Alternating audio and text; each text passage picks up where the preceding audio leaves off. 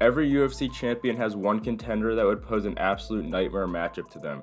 I'll be going through the contender for each division that I believe has the best chance to dethrone the champ, as well as the percent chance that they get it done. Let's get into it. First off, in the flyweight division, I think Kape would give Alexandre Pantoja his toughest matchup. Despite Usyk challenging, I don't think that's a very tough matchup. I still don't give Kape a very good chance to win this.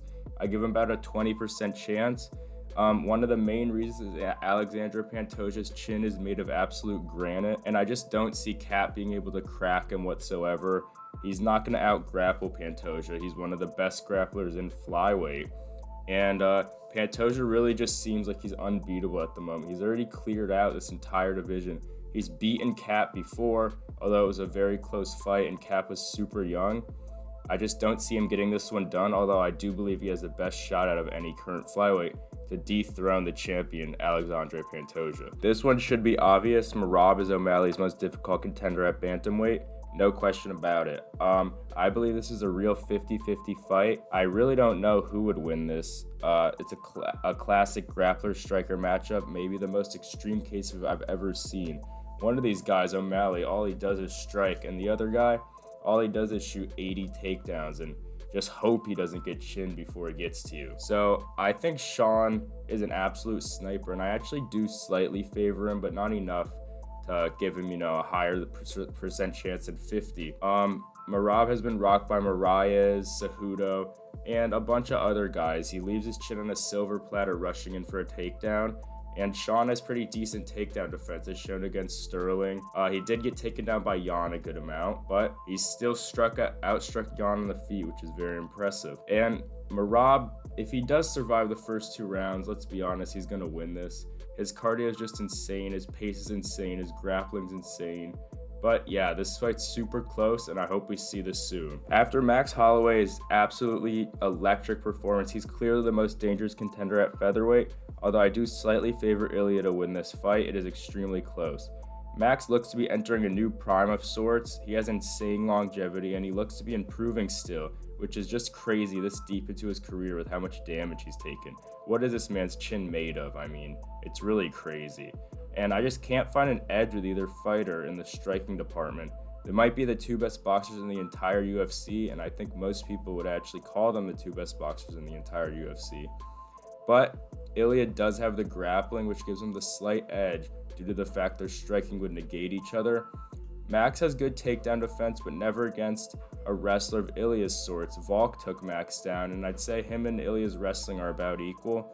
So I would give Ilya the overall edge here, but it is a very competitive fight. At lightweight, I believe the obvious hardest contender for Islam Makhachev is Arman Tsarukyan. Islam would most likely destroy everyone besides Arman at lightweight. This guy's a young, hungry contender, essentially on a 10-fight win streak, because that Gamrot fight was an absolute robbery. Everyone who watches the sport seriously knows that was a robbery, and I don't even want to hear a reasoning for why Gamrot should have won that. It wasn't even close. His only loss was his debut against Islam on short notice, and he did pretty well despite the loss. He took down Islam, which I believe was Islam's only time ever being taken down in the entire UFC. The grappling will be ineffective on both sides here because they'll just negate each other. 2 of the best wrestlers in the sport, best grapplers in the sport. This really comes down to Islam's boxing versus Arman Tsarukyan's kicking game. Arman has those sweet, axe kicks, side kicks, very fast. Islam has a precise boxing, and he can kick too. Don't forget that against Volkanovski, as much as I would like to forget that. Islam is a very good striker. Overall, I would favor Islam here. I don't think either of them would get a finish on each other, probably squeak out a close decision victory, but this is a very competitive fight. And I'd consider picking Arman as the fight approaches because I'm a fan of him. At welterweight, Shavkat is the most dangerous contender for Leon. You can argue maybe Bilal or JDM, but this guy's just different in my eyes. This is easily the closest fight to predict on this list. Leon has great takedown defense as shown against Colby and Usman. He's a big guy and he could be tough for Shavkat to take down. Shavkat also has a huge frame for this division as well. I'll be honest, before Shavkat's fight against Wonderboy, I would have given him about a 60 or 70% chance to beat Leon. He had a little trouble taking down Wonderboy though, and that does cause for a little bit of concern.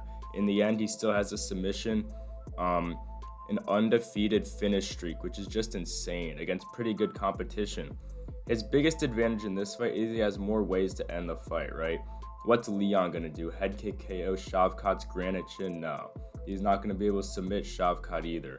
Shavkat, he could be able to KO Leon because he has a great chin. He can just slug in the pocket with Leon if Leon lets him. He can, of course, submit Leon. I think I would go Shavkat by submission just by grinding him down and getting him on the ground and finally submitting him.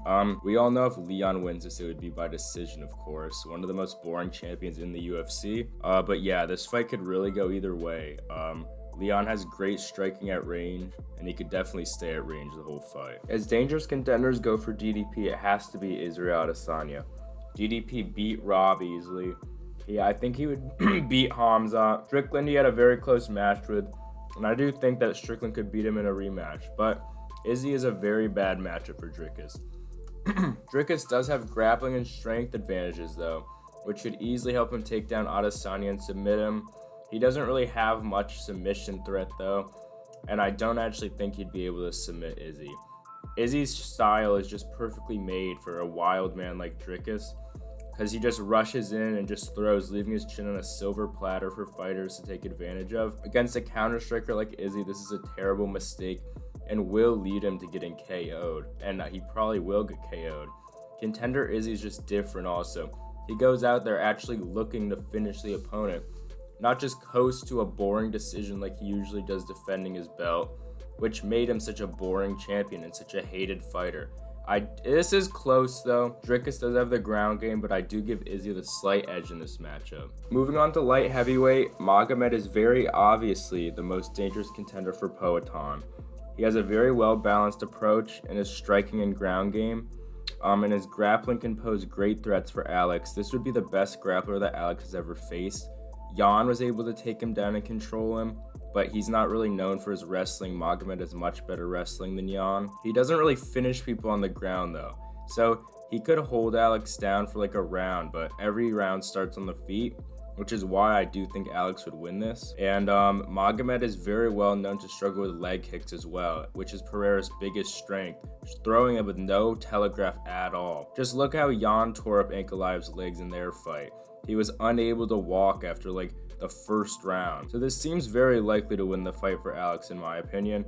And Alex just has that unbeatable aura right now. After UFC 300, that domination over Hill, I thought Hill would give him a tough fight. It was just nothing. All Alex KO. I give him the advantage in this fight, but Ankalaev would be his toughest matchup ever stylistically. Finally, heavyweight. We all know this one. Tom Aspinall should be the true champion, so of course he's the most dangerous contender for Jon Jones. I think this is one of the easiest fights to predict on this list. No disrespect to Jones, he's the GOAT of the sport.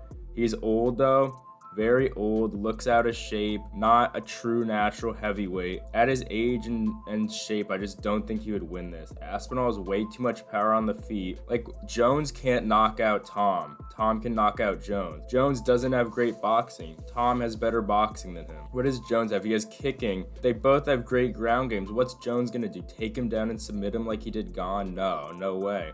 Aspinall will not roll over and allow that to happen.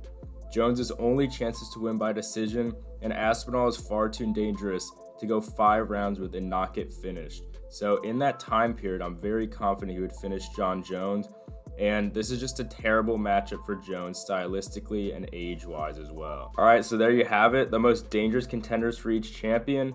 I hope you guys enjoyed this video, and hopefully we see all these fights soon. Peace.